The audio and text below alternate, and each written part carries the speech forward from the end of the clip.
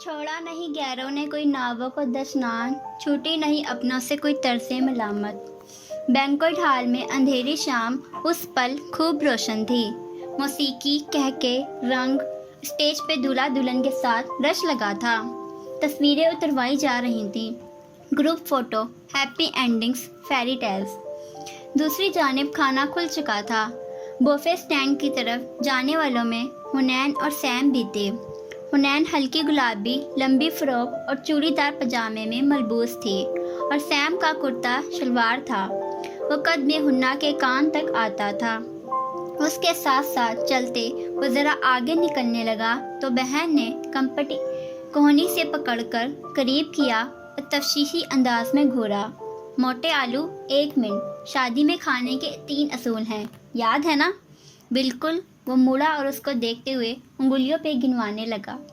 پہلا اصول، وہ چیزیں نہیں کھانی جو صرف معدہ بھرتی ہیں، جیسے چاول، روٹی اور سلاد۔ دوسرا، جو عام طور پہ کھاتے رہتے ہیں، جیسے مرغی اور بیف، ان پہ زیادہ قیمتی گوشت کو ترجیح دینی ہے، جیسے مٹن اور پراؤنس۔ تیسرا اور آخری اصول، یہ سب اپنا آخری کھانا سمجھ کر کھانا ہے۔ درست، اس نے روب سے سر کو خم دیا اور پھر دونوں کے ساتھ ساتھ آگے آئے، پلیٹیں اٹھائیں، تنقیدی نگاہ سے دور تک بوفے کا جائزہ لیا۔ پھر باربی کیو کو دیکھ کر حنین کی آنکھیں چمکی۔ دونوں پر اعتماد چال چلتے اس طرف آئے۔ زمر بھی وہیں کھڑی تھی، نفاست سے پلیٹ میں ذرا سا کھانا ڈالتی۔ آج بھی سیاہ رنگ پہنا تھا، گھنگریالے بال بھی ویسے ہی آدھے بندھے تھے۔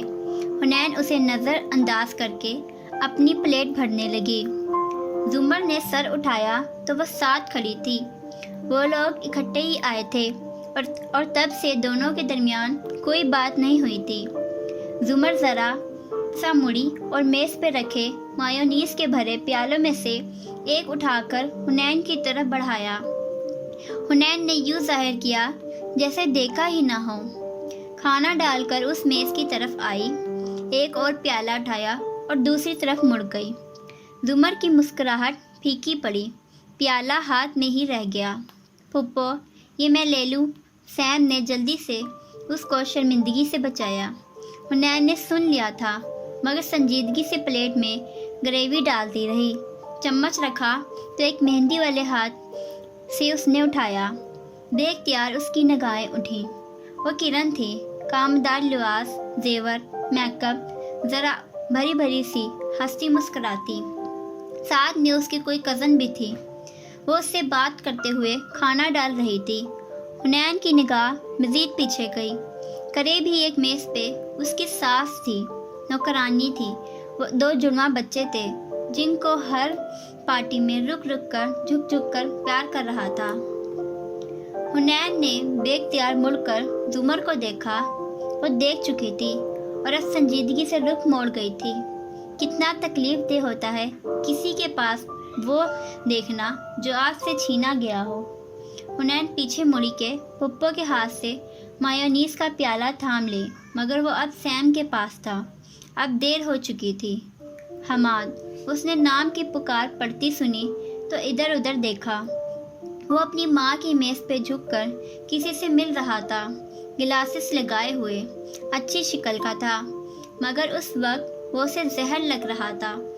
ذرا دبے دبے غصے سے وہ کھانا نکال کر زمر کے برابر آ کھڑی ہوئی۔ امی اور بھائی دور کسی ٹیبل پہ تھے، مگر وہ تینوں یہیں کھڑے تھے۔ یہ کرلی بالوں والی پروسیکٹر تھی نا، حماد بھائی کی ایکس فیونسے۔ کرن کی کزن نے اونچی سی سرگوشی کی۔ ان دونوں کی طرف ان کی پشت تھی، مگر آواز کا راستہ کون روک سکتا ہے بھلا؟ کرن نے تو ترچھے ہو کر دیکھا اور پھر شانے اچکا کر کھانا نکالتے ہوئے بولی، تھی نہیں، وہ اب بھی پروسیکٹر ہے، کیریئر وومن یو نو۔ تو اس کی شادی نہیں ہوئی۔ سچ، گردے ضائع ہو گئے ہیں نا؟ گردے کا کیا ہے، وہ تو مل گیا تھا۔ کوئی فرینچ عورت کسی آوارہ بھٹکتی روح کی طرح اچانک سے آئی اور گردہ دیکھ گئی۔ سب فلمی ہے نا؟ حنین کا رنگ سفید پڑا، پلیٹ پہ جمے ہاتھوں کی گرفت سخت ہوئی۔ گردے کا بہانہ ہے، जो औरतें करियर के पीछे पड़ जाती हैं फिर उनके घर कहाँ बसते हैं। इसलिए हमारे दीन में भी घर और ख़ानदान की कितनी अहमियत है।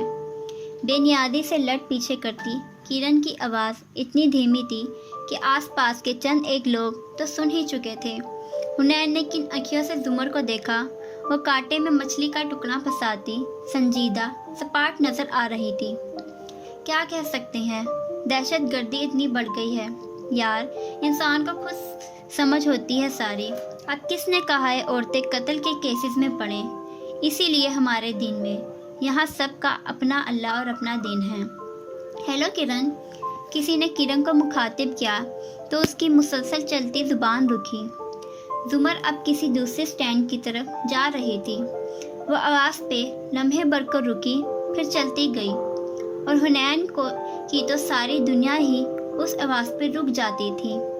वो जो ज़रा तिरछी हुई थी पूरी पीछे मुड़ गई और मुड़ी तो किरण भी थी, बहुत खुशगवार हैरत से।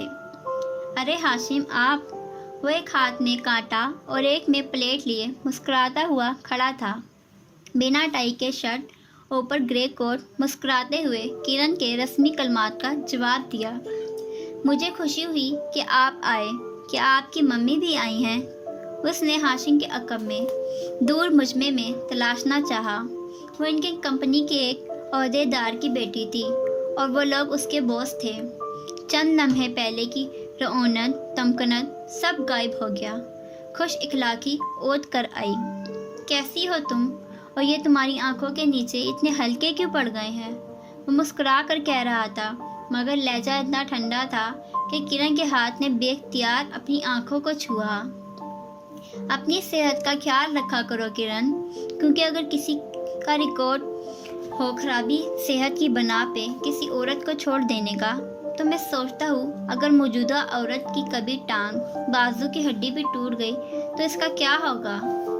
हेलो हुनैन, वो कहकर हुनैन को मुखातिब करता आगे बढ़ आया। किरण बिल्कुल हक्का बक्का सी खड़ी थी, मगर हुनैन अब उसे देख भी नहीं रही थी।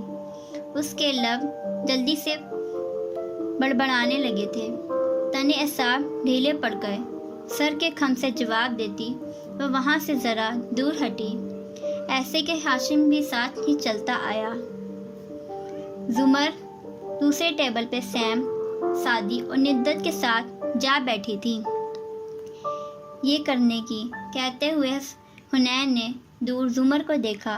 क्या ज़रूरत थी? मैंने जुमर के लिए नहीं किया और तुम्हें ये मालूम है। वो अपने मखसूस अंदाज में शाने ज़रा उचका कर प्लेट में चावल डाल रहा था। आप बस इतना सा लेंगे? उसने पहले हाशिम की प्लेट को देखा, फिर अपनी। उसमें भी बहुत कैलोरीज हैं, जिसका मतलब है एक्स्ट्रा वर्कआउट। मैं बूढ़ा हो रहा हूँ, समझा करो। हुनैन हंसकर सर झटकती अपने खाने में मसरूफ़ हो गई। हाशिम ने कांटे में फंसा टुकड़ा मुंह में रखते मुस्कुराती नज़रों से उसे देखा। मेरे हल्का अहबाब में कोई दूसरी हुनैन नहीं है, मैंने झूठ बोला था। वो चौंक कर उसे देखने लगी। यानी आपने वाकई मुझे नहीं पहचाना था? हाँ, क्योंकि जिस हुनैन को मैं जानता था वो इतनी घबराई हुई परेशान सी नहीं होती थी। तुम्हें क्या हो गया है कुछ अरसे से? वो बिल्कुल ठहर गई। क्या वो वाकई इतना बदल गई थी कि हाशिम तक ने महसूस कर लिया? मैं तो वैसी ही हूँ, पर आपसे तो अब तकरीबात में ही मुलाकात होती है। एफल टावर, आपको क्या पता मैं कैसी हूँ?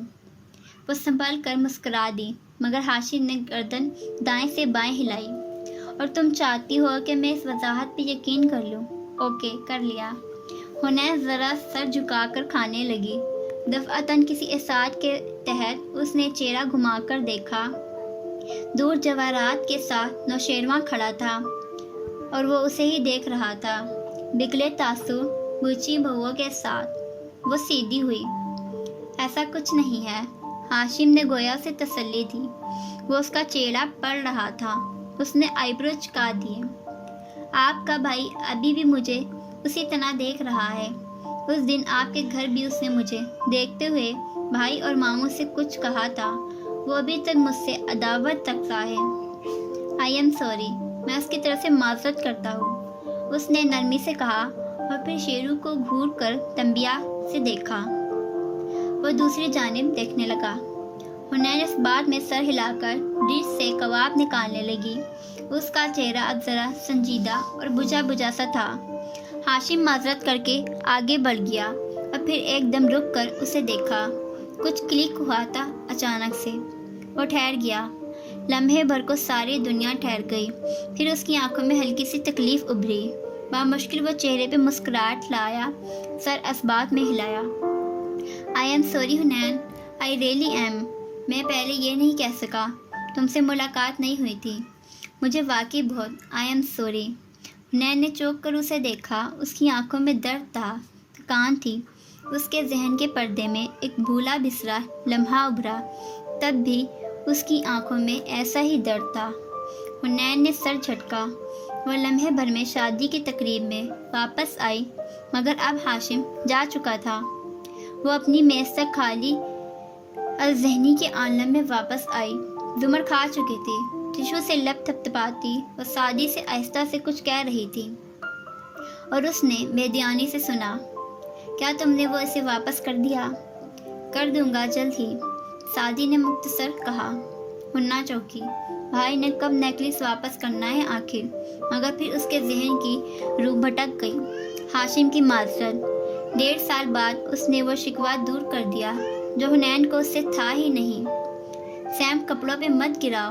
ندرت کی توجہ ادھر نہیں تھی۔ وہ حسب معمول سیم کو تک رہی تھی۔ وہ بھی آگے سے حنین اور سادی کا بھائی تھا۔